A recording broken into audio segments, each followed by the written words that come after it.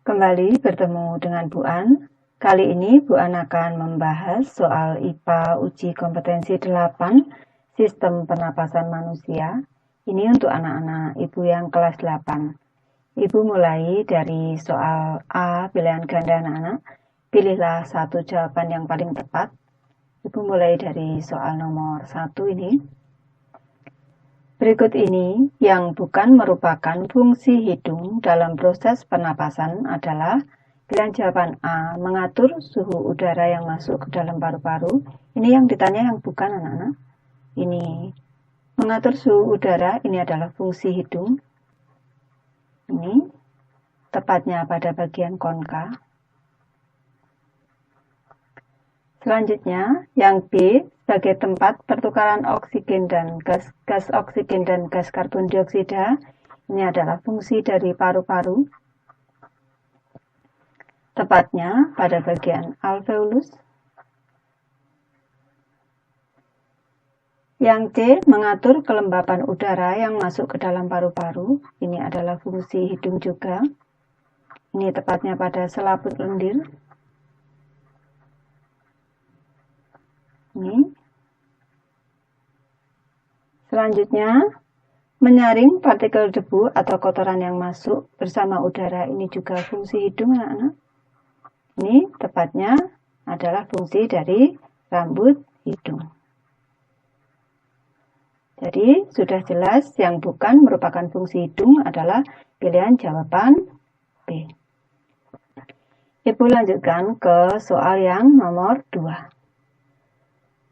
Struktur pada laring yang berfungsi untuk mencegah masuknya partikel makanan atau minuman ke dalam laring dan trakea adalah agar, ini maksudnya makanan yang kita telan tidak masuk ke dalam laring atau trakea, ini adalah fungsi epiglotis. Ibu beri penjelasan di sini.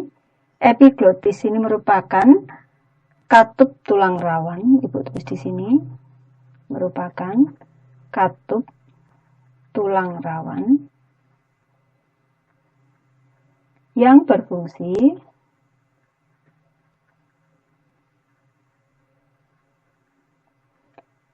menutup laring, ini fungsinya untuk menutup laring.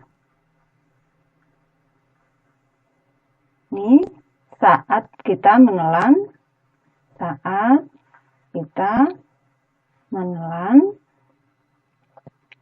makanan atau minuman. Ini jadi sudah jelas anak-anak, pilihan jawaban yang tepat, pilihan jawaban C. Ibu lanjutkan ke soal nomor 3. Jaringan dalam paru-paru yang berfungsi sebagai tempat pertukaran gas oksigen dan karbon dioksida adalah, sudah Ibu jelaskan di atas tadi, ini adalah alveolus anak-anak. Di sini, ini Ibu jelaskan di sini, Ibu beri tambahan penjelasan, terjadi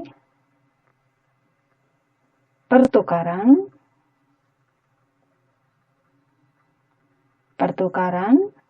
gas oksigen dan karbon dioksida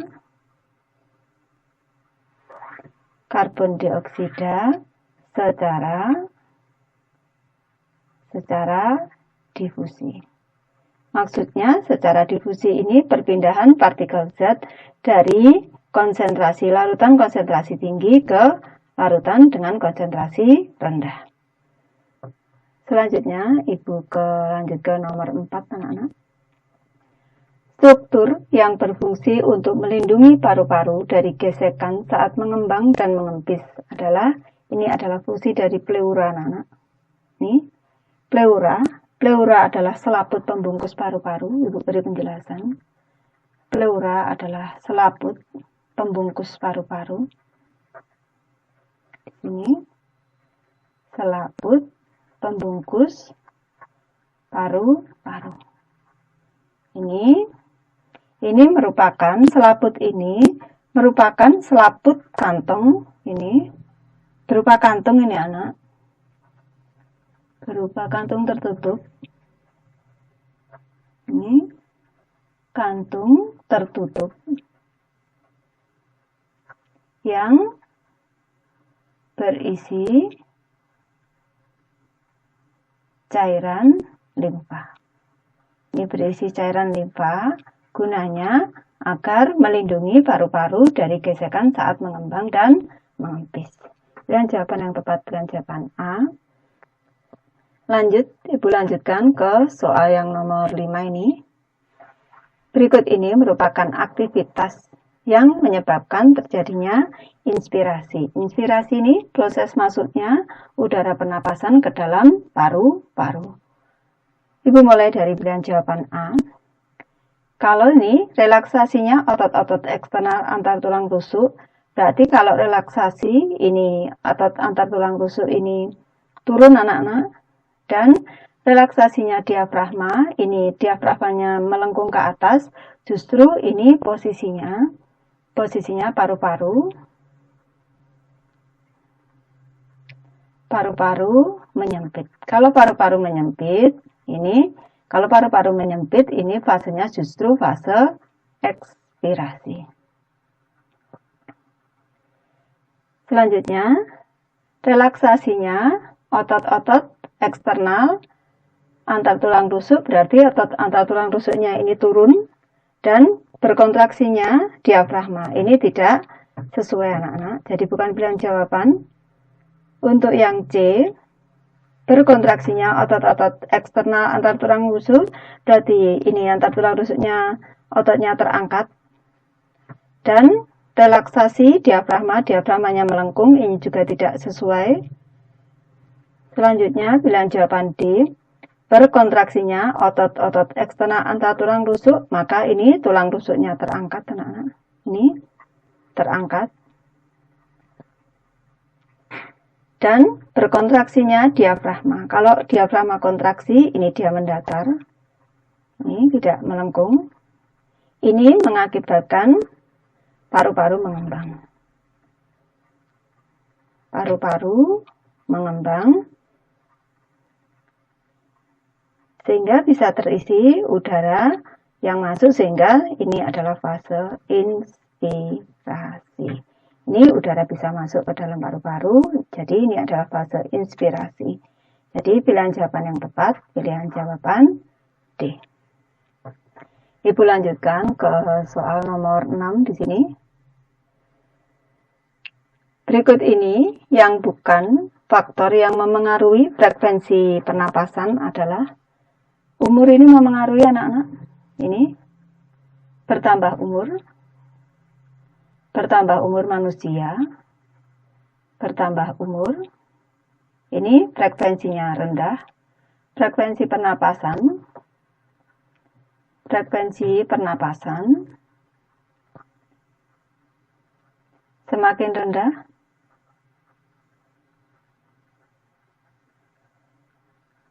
berarti ini yang ditanya yang bukan anak-anak, berarti ini berpengaruh. Jenis kelamin, ini laki-laki, ini frekuensinya lebih tinggi,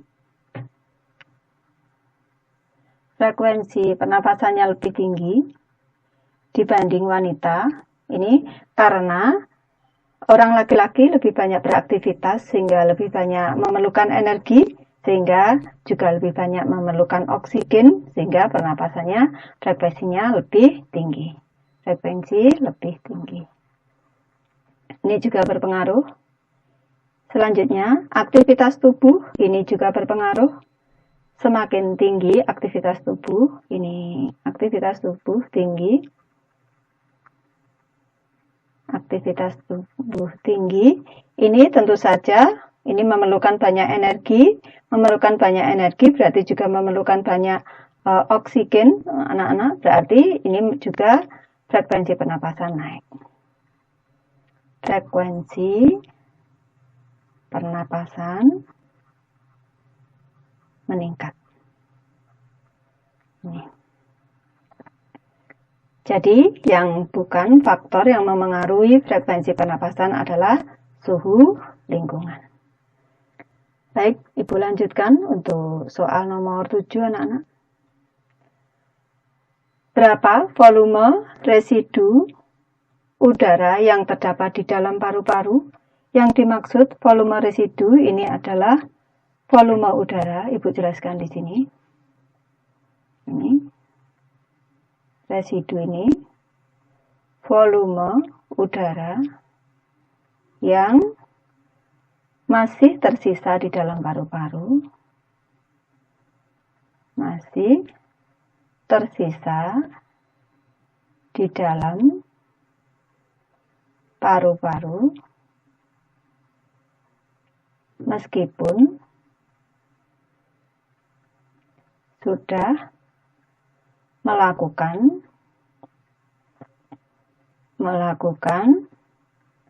ekspirasi maksimal.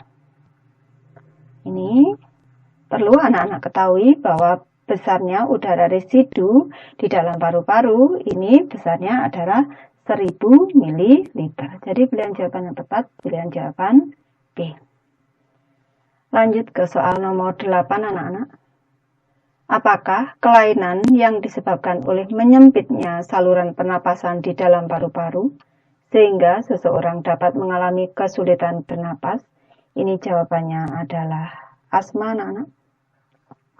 Ini asma. Perlu anak-anak ketahui bahwa penyebab asma ini adalah karena adanya polutan, karena adanya alergen yang masuk ke dalam paru-paru. Ini Bu beri penjelasan sedikit anak-anak. Ini masuknya alergen. Ini seperti alergennya seperti contohnya asap rokok anak-anak. Asap rokok atau debu.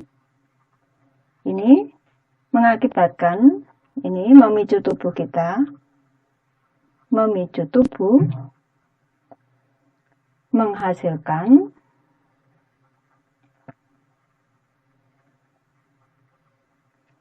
senyawa kimia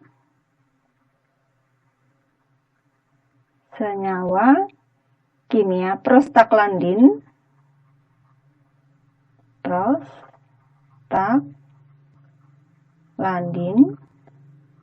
dan histamin.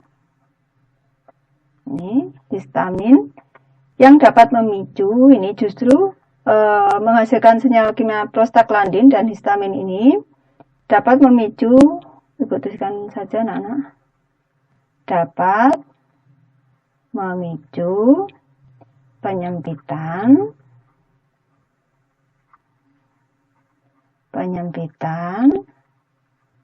saluran pernapasan. Nih, di sini. Jadi apabila penderita asma terkena asap rokok atau debu, dia akan mengalami penyempitan saluran pernapasan di paru-paru. Lanjut ke soal nomor 9 anak-anak. Ini paru-paru seorang pasien penuh dengan cairan. Setelah dianalisis ternyata juga ditemukan bakteri Streptococcus pneumoniae. Pasien tersebut terserang penyakit, yaitu karena di sini sudah kelihatan anak-anak, Streptococcus pneumoniae ini berarti diserang penyakit pneumonia. Di sini ada cairan kental, ada cairan pada paru-paru. Diputuskan di sini. Ada cairan dalam paru-paru.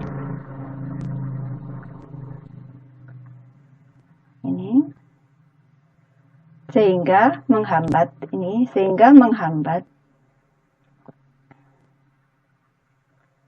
pertukaran oksigen dan karbon dioksida. Ini cairan yang ada, timbul cairan di dalam paru-paru sehingga menghambat pertukaran oksigen dan karbon dioksida, sehingga karena ini sulit bertukar anak-anak mengakibatkan tubuh kekurangan oksigen.